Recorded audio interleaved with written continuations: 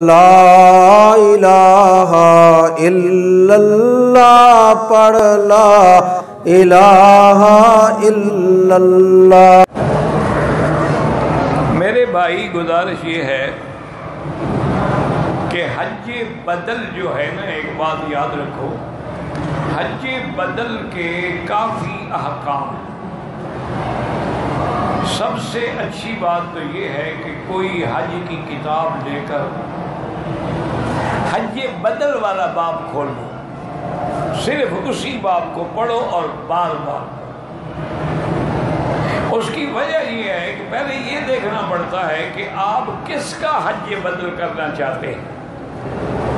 مثال کے طور پہ والد کا، کیا تمہارے والد پر حج فرض تھا؟ یعنی اتنا پیسہ تھا کہ وہ حج کر سکتے تھے، یا حج ان پہ فرض نہیں تھا،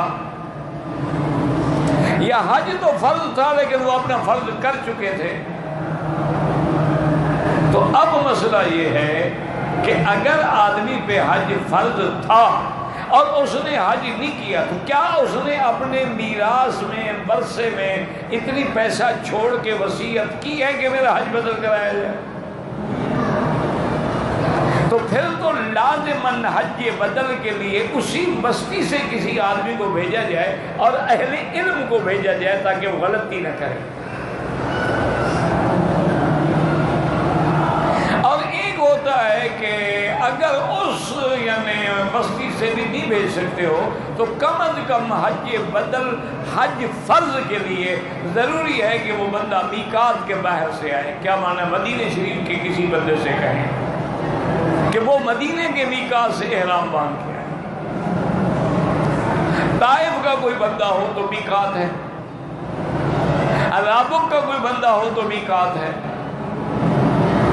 وہ پھر ان کے لیے حج فرض بدل جو ہے وہ کر سکتا اور اس کا سارا خرچہ جو ہے وہ اسی پر ہوگا جس کا حج بدل ہے۔ اور حج بدل میں یہ بھی احناف کے نزدیک شرط ہے کہ وہ حج افراد ہو، چونکہ حج بدل کر رہا ہے وہ، اور اصل حج جو ہے وہ افراد ہے۔ للہ علی الناس حج البیت۔ اچھا، ایک مسئلہ یہ ہے کہ بھئی جس کا حج بدل کر رہے ہیں وہ غریب آدمی ہے، اس پر حج فرض تھا ہی نہیں، تو گویا جو کر رہا ہے وہ اس کے لیے نفلی حج کرے گا، تو وہ نفلی حج کے لیے بھی یہی افضل ہے کہ وہ حج افراد کرے، یعنی صرف حج کا احرام باندھے۔ اگر اپنے ملک سے آئے وہاں سے بھی حج کا احرام باندھے۔ اچھا، اب مشکل یہ ہوتی ہے کہ مثلا جیسے ابھی پہلی فلائٹیں آ رہی ہیں، اگر کوئی حج بدل کرنے والا پاکستان سے چلے یا انڈیا سے چلے اور ہو بھی حنفی مسلک، وہ تو حج افراد کا احرام باندھے گا، اس کو تو حج تک احرام میں رہنا ہے، تو بڑی مشکل ہو جاتی ہے نا کہ ایک مہینہ آدمی احرام میں رہے، احرام کی پابندیوں کا خیال رکھے۔ اب اگر وہ سمجھدار ہو تو پھر آخری فلائٹوں پہ آئے، یا پھر وہ یہ کرے کہ اپنی فلائٹ جو ہے مدینہ منورہ کی لے لے، وہ احرام نہیں باندھے گا نا اپنے ملک سے، وہ تو مدینہ جا رہا ہے، مدینے میں رہ جائے، جب حج قریب آئے تو وہیں سے افراد کا احرام باندھ کے حج بدل کر۔ اور حج افراد میں بکری ذبح کرنا ضروری نہیں ہوتا، اگر کوئی خوشی سے کرنا چاہے تو کر سکتا ہے، چاہے بدل ہو یا اپنا ہو، لیکن واجب نہیں ہے۔ وہ عرفات سے واپس آئے گا مزدلفہ، کنکریاں مارے گا، سر منڈائے گا، احرام کھول دے گا، فارغ ہو۔ اچھا، اسی طرح ایک آدمی ہے وہ حج نفلی کر رہا ہے اور کر بھی اپنے خرچے سے رہا ہے، اب وہ چاہے تمتع بھی کر سکتا ہے، وہ اگر چاہے، چونکہ وہ خرچہ تو خود برداشت کر رہا ہے، اگر خرچہ وہ برداشت کر رہا ہے جس کا حج بدل تھا تو اس سے اجازت لینی پڑے گی کہ بھئی اتنی دیر میں احرام میں نہیں رہ سکتا، مجھے تمتع کرنا پڑے تو اجازت ہے، وہ اجازت دے تب تمتع کر سکتا ہے۔ تو اس لیے مہربانی کر کے حج بدل کے لیے چھوٹی سی کوئی حج کی کتاب لے لیں بڑی کتابیں پڑھنا جو ہے نا تمہارا کام نہیں ہے، بڑا مشکل ہوتا ہے، اس میں کئی اقوال ہوتے ہیں بزرگوں کے، تو ان کو قول راجح ڈھونڈنا جو ہے وہ اہل علم کا۔ تم کوئی کتاب چھوٹی سی لے لو، اس میں حج بدل والا پارٹ جو ہے نا اس کو بار بار پڑھو، بار بار پڑھو، اور جو سمجھ نہ آئے پنسل سے نشان لگا کے کسی عالم سے سمجھو، تو انشاءاللہ تمہارا حج صحیح ہو جائے گا۔ اور اسی طرح یہ بھی یاد رکھ لو کہ جو میرے بھائی مکے میں رہتے ہیں یا مثلا جدے میں، یعنی میقات کے اندر رہتے ہیں، یوں سمجھ لو، صرف مکے میں نہیں، میقات کے اندر رہتے ہیں، مثلا تنیم رہتے ہیں، جموم رہتے ہیں، اسی طرح وہ حدا رہتے ہیں، عرفات سے طائف سے پہلے پہلے رہتے ہیں، جیرانہ رہتے ہیں، یہاں کے شرائع میں رہتے ہیں، عزیزیہ میں رہتے ہیں، ادھر جتنی آبادی ہے، تو اگر انہوں نے حج کرنا ہے، ان کا بھی حج افراد ہوگا، نہ تمتع ہوگا نہ قران۔ اس کی حکمتیں ہیں نا اللہ کے ہاں، کہ اگر مکے والے بھی بکریاں رکھنی شروع کر دیں تو باہر والے کیا کریں گے؟ اللہ نے ان کو تم حج افراد ہی کرو۔ اچھا پھر حج افراد کریں گے تو جلدی سے کنگھی ماری، سر مڑایا، فارغ ہو گئے، وہ بیچارے قربانی کی اور بکری کے انتظار میں تو نہیں بیٹھے رہیں گے نا، تو یہ ان کے لیے آسانی۔ اور پھر اللہ نے حج فرض کیا، مراد اس کے ساتھ ہے نا، اصل بات حج ہے، للہ علی الناس حج البیت وَأَذِّن لِلنَّاسِ بِالْحَجِّ، وہ تو ہے کہ اتم الحج والعمرۃ للہ، لیکن اصل چیز جو ہے وہ حج ہے۔ یہ نہ سمجھا کرو کہ جی ہر حج حج ہے، افراد ہو، تمتع ہو، قران ہو، قبول اللہ فرما لے تو وہ سب سے بڑی نعمت۔ تو اس لیے یاد رکھیں کہ جو میرے بھائی حج بدل کرنا چاہتے ہیں، کسی عالم کے پاس بیٹھ کے یا تو مسائل لکھ لیں یا کتاب پڑھ لیں،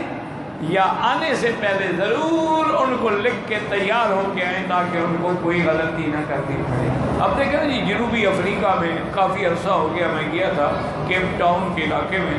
تو وہاں انہوں نے ایک اسلامک سپریم کونسل بنائی ہوئی ہے کہ جتنی معاملات ہوتے ہیں نکاح کے، طلاق کے، جھگڑے وگڑے، وہ فیصلہ کر دیا تاکہ کافر حکومت فیصلہ نہ کرے۔ انہوں نے منظوری لی ہوئی ہے گورنمنٹ سے۔ تو وہاں میں نے دیکھا ماشاءاللہ کہ اسی سپریم کونسل سے جب تک سرٹیفکیٹ نہ ملے وہ گورنمنٹ آپ کو حج ویزا نہیں دے گی، جب تک ان سے سرٹیفکیٹ نہ ملے وہ عمرے کا ویزا نہیں دے گی۔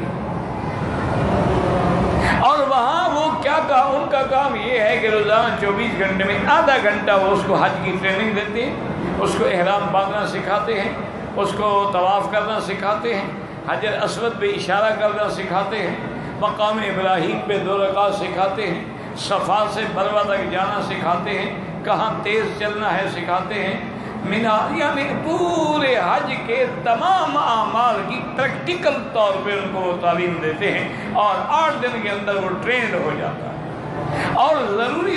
دعائیں بھی اس کو یاد کرا دیتے ہیں، آسان۔ اس کا فائدہ یہ ہے، اب میں شرط لگاتا ہوں، آپ دیکھ لیں مکے مدینے میں کہ کسی ساؤتھ افریقہ کے آدمی کو آپ احرام میں یا طواف میں یا کسی جگہ غلطی کرتا ہوا نہیں دیکھیں، کیونکہ وہ ٹرینڈ ہو گیا ہے۔ اچھا وہ طواف میں بھی اسی وقت آئیں گے، ان کو پتہ ہے کہ بھئی آج کل بڑا اچھا موقع ہے کہ اگر آدمی رات کو 10 بجے کے بعد آ جائے،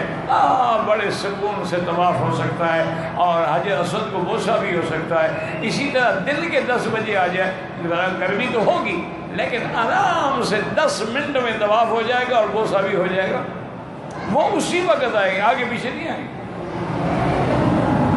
ان کو ٹریننگ دی گئی۔ اچھا پھر وہ عورتیں اکٹھی چلیں گی،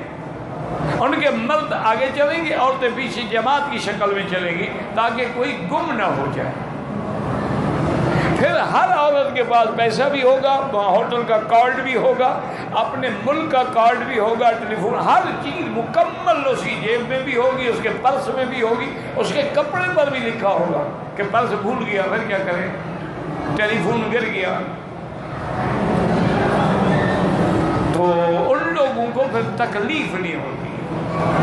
تو اگر آپ نے یہ سوچا ہوا ہے یار چھوڑو جیسے لوگ جائیں گے ہم بھی چلے جائیں گے، پھر تو میلہ ہوا، حج تو نہ ہوا نا۔ کہ لوگ جائیں گے ہم بھی چلے جائیں. اچھا لوگ جہاں دوڑیں گے ہم بھی دوڑ پڑیں, لوگ جہاں کھڑے ہوں گے ہم بھی کھڑے ہو جائیں, لوگ جہاں مرنا شروع کریں گے ہم بھی مر جائیں گے جا کے رش میں. یہ کوئی حج تو نہ ہوا نا, یہ تماشا ہے.